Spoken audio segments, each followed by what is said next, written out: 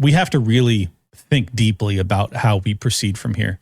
Because if our government, if our military, or at least our supply lines, our R&D, our technological advancements are going to be co-invested and co-owned by what I view as an adversarial nation in Israel, we're really in end of the republic stage dialogue at that point. I just think it's undeniable, and I'm not going to lie to you and pretend that that's not the case. And I can't even tell you the nature of the replies I've been getting over the past 24 hours since it passed the House. I mean, people are in revolutionary mindset, to put it mildly. And believe me, I get it.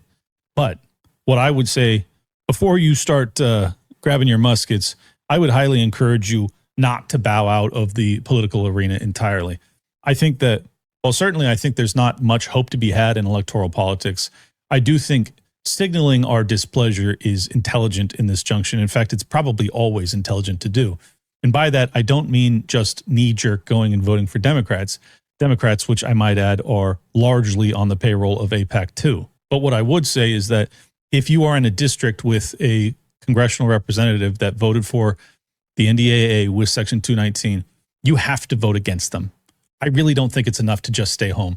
I would encourage you to vote third party if that exists as an option. And if the third party option doesn't exist, a libertarian or whatever, then I would vote for the Democrats. I'm being dead serious. And I have literally never voted for a Democrat in my entire life. Now, I haven't checked who's running in my district in the midterms, but I'm going to vote against the incumbent. I can promise you that.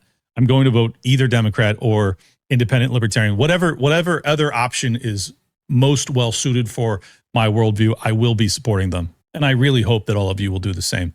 It's not enough to just go, well, the Democrats are evil, Clint. They're the communists. Da, da, da, da. Look, if you don't have sovereignty, it really doesn't matter anymore.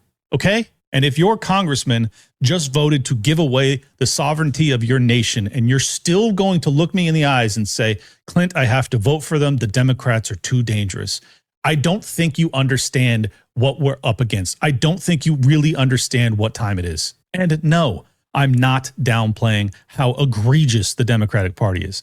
They're psychopaths. I acknowledge that, okay? Let's move on. But if you still think that woke indoctrination and DEI programs are more of an existential threat to you than the sovereignty of your nation being mortgaged off to an enemy combatant nation, I don't think you actually understand how serious this is. I really don't. And obviously, if there's any major protests that get organized and planned to try and stop the Senate's passage, I'll get involved with that. I'll fly to DC. I'm serious about this shit. This is a really, really big deal. This is probably the biggest deal in the past decade. So in short, I implore you to do whatever you can. Please. Be clear-eyed. Be righteously furious. You ought to be. If you're not, I don't think you're actually considering what this entails deeply enough. Great podcast. Clint is tight.